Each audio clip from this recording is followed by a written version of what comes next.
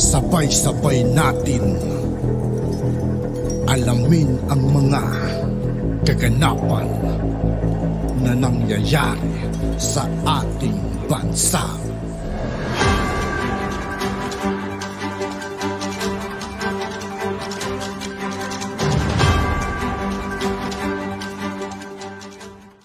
Yo, what's up mga kaibigan? This is I2K po again. Ngayon, nandito naman ulit tayo sa channel ni Pinoy News TV. Dito naman ulit tayo magbibigay ng komento at reaksyon. Kaya samahan nyo ako guys.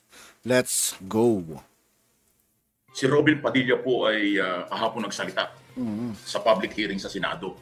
Committee on Defense and Security ni Senator Jingo Estrada. Meron pa itong Committee on Foreign Relations. So may tatlong committee yung nandun po yung mataas na opisyalis ng Armed Forces of the Philippines. Nandun po ang mataas na opisyalis ng Philippine Coast Guard at ang pinag-usapan ay West Philippine Sea. At nagulat ako doon sa mga tanong. Isa ho doon sa mga resource person doon ay si Professor Batong Bakal. Naku, pakinggan po ninyo ito at kayo nang bahala kung ano yung masasabi. Parinig ko sa inyo yung hearing kahapon.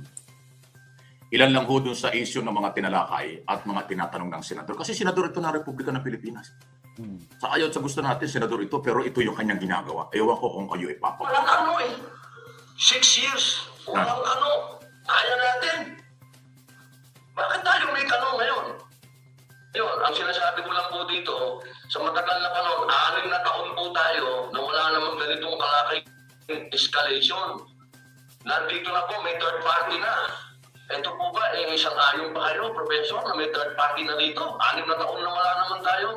Cat and mouse lang naman tayo dyan. Ngayon, meron ng, sinasabi niyo po ba na pagka ito ay nag-escalate, papayag kayo na tayo yung mapunta sa escalation nito? Well, una po, yung sabi po natin escalation, in the first place po, nauna pong mag-escalate ang China dyan. Nung tinayo po nila yung 3 military bases dyan sa loob ng Spratlys, Mischief Reef, Scarborough Shoal, at Pirate Cross King. Mayroon pong 2 reconnaissance aircraft ng China na nakagaya nung sa US na naka-station po sa Pirate Cross kung hindi ako nakakamali. At manamataan na rin sila dun sa ibang bases nila. Mayroon pong 2 fast attack missile boats na naka-station sa Mischief Reef. Yan po yung pinakamalapit sa atin. Nang maaligid din dyan. At nung nga pong 2021, nabalita nga po na hinabol pa yung isang civilian na vessel natin na lula ng isang ABS-CBN crew. Yung pong PLA Navy, lagi po silang mayroong at least 2 o 3 warships na nakastasyon sa bawat isa doon sa 3 military bases nila dyan. Pirate Cross, Mischief Reef, at Subic. Hindi na po yun nagbabago. So, kumbaga, dihado na talaga tayo dahil dinagdagan ako ng China yun even before dumating po itong mga Amerikano itong taon na ito. Professor, lahat po ng binanggit nyo, nakita ko po lahat doon. Ako po kasi ay galing doon. Mahina lang kasi masyadong volume niya mga kaibigan, ano? Mas maganda sana ito, mas malakas konti.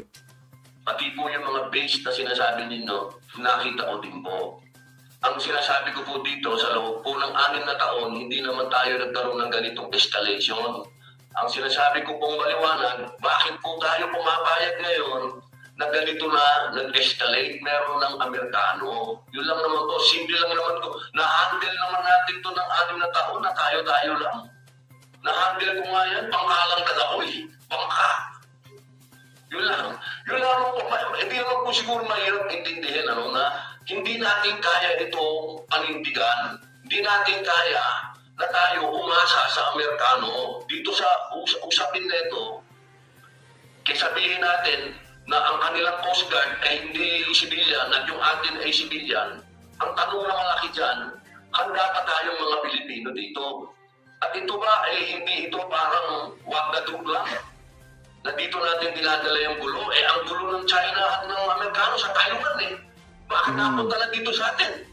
6 na taon, wala naman tayong pakialam sa gulo ng Taiwan. Pero eto tayo ngayon, nilalagay natin yung sarili natin. Bro, hindi po kaya tayo nawawag-na-dug lang.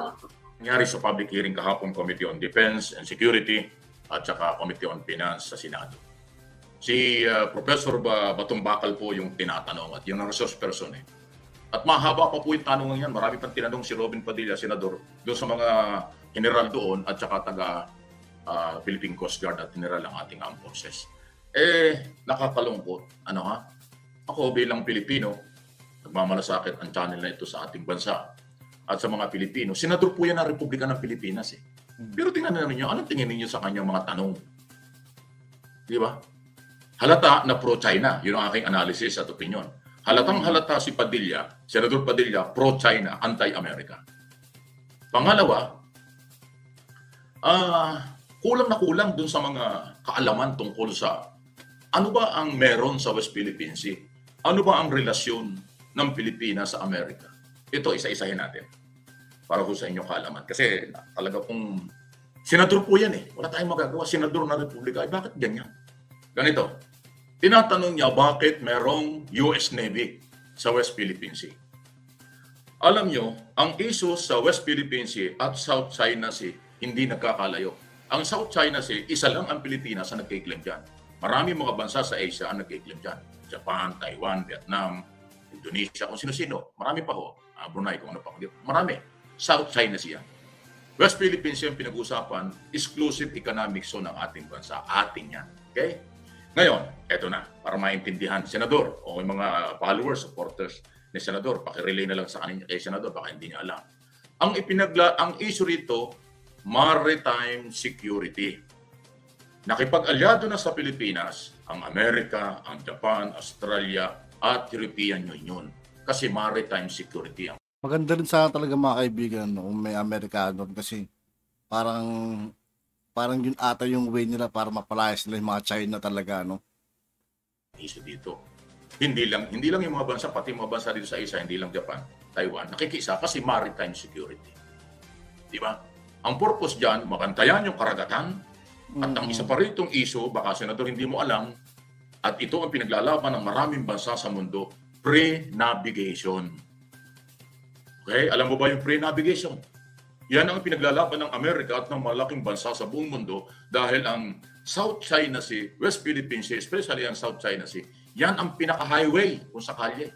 Yan ang daanan ng maraming barko na nagdi-deliver ng mga kargamento, ng mga pagkain at lahat ng kalakal sa iba-ibang panig ng mundo. Okay? So kung yan ay makukuha ng China, definitely pagbabawalan na ang maraming bansa ang mga barko international vessel na dumaan sa South China Sea kasi ang piling nila kanila yan. Yan ang ipinaglalaban ng Amerika, ng European Union, ng Canada, ng Australia, ng Japan. In other words, ang matitinong bansa sa mundo. Mr. Padilla, alam mo ba yon? Mukhang hindi. Okay. So dalawang issue na yan. Maritime security at saka freedom of navigation. Dalawang issue yan. Mukhang hindi mo nabanggit yun. Hindi mo yata alam. Galit ka dahil bakit meron daw third party na. Galit ka, bakit nakikialam yung Amerika? Yung Amerika naman, sinabi na nga ng military at ng Coast Guard, nandun ang military, US Navy, hindi naman ho panggera yung US Navy na doon eh. Yun ay monitoring lang, hindi yun aeroplanong panggera. Monitoring lang nila dahil kanilang gustong bantayan yung maritime security at yung pre-navigation. At binabantayan yung kasama yung West Philippine Sea kasi katabi ng South China Sea. At kaalyado natin ang bansa sa dinidiin na nga ni Professor Batong Bakal eh. Meron tayong Mutual Defense Treaty. Alam din ni Senador Padilla yun eh. Pero bakit hindi niya maintindihan na bakit nandun ang Amerika? Ito yung para sa aking pananaw, aking opinion, nakakabubong galaw eh. Alam mo sabi niya? 6 na taon. 6 years. Wala naman tayong ganyan. Sinabi na nga ni Batong Bakal, 2004 pa yata yan, o 2014. Meron ng pag-aangkin ang China dyan sa lugar na yan. Nagtayo na nga ng artificial island. Di ba? 6 na taon, pinagmamalaki niya, nung panahon ni Digong, walang ganyan. Grabe ka naman, Padilla, Senador. Masyado ka naman Duterte. Nung panahon ni Duterte, meron ng ganyan. Tahimik lang si Duterte kasi kaibigan niya ang China. Pangalawa, hindi pa masyadong agresibo ang China. No? Hindi katulad ngayon na hinaharang na yung nagdi-deliver ng pagkain sa mga sundalo sa BRP, Sierra Madre, Senador Padilla. Hindi mo ba alam yon?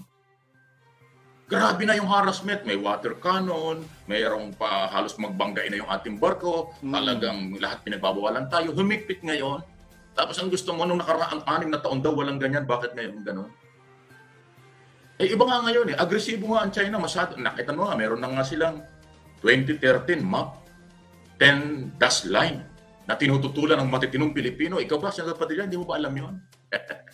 Grabe ka naman. Kahapon ako nakikinig eh. natutuwang nanlulumo ako eh. Alam mo yung nanlulumo? Nanghihina ako. Parang nakawalan ako ng, parang tinatanong ko sa sarili ko, ganito ba yung ating senador ng Republika ng Pilipinas? Di ba pag senador ka ng Republika ng Pilipinas, national interest ng bansa, national yung scope mo, national yung alam mo. Eh ganito yung tanong, paulit-ulit, pinagmamalaki mo yung 6 na taon. Hindi mo lang masabi, yung 6 na taon, yung si Duterte yun. Wala daw ganyan. Eh, hindi mo ba alam na dami nang nangyari? At iba ang nangyari noon kaysa nangyayari ngayon. Inaagawan na tayo, senador. Meron ng Mutual Defense Treaty. Alam mo ba kung ano naman ang Mutual Defense Treaty, Mr. Senator? Ang Amerika, saka lang gagalaw pag tayo ay nag-request sa kanila na ng suporta. Yung galaw ng Amerikang yan, voluntary pa lang yan. Because ang kailangan pinapangalagaan, maritime security at freedom of navigation. Yung pa lang yun. Dahil ang Amerika hindi naman pwedeng tuluyang makialam dyan sa issue ng Pilipinas kasi hindi pa tayo nag-request. Sa ilalim ng Mutual Defense Treaty, kailangan pa natin mag-request para bago tayo tulungan ng Amerika. Para sa inyong kalaman kasi yung iba dyan, ang committee, pinanga tayo ng China, hindi pa tinutulungan tayo ng Amerika. Bakit? Nag-request na ba tayo? Hindi pa. Kaya nga hindi Si Robin. At yun nga po mga kaibigan, dito po nagtatapos ang ating reaction video. Muli ako po si I2K ng Sundalo ng Dunggalo at 811. Maraming salamat sa patuloy na pagsuporta. Yeah, peace out.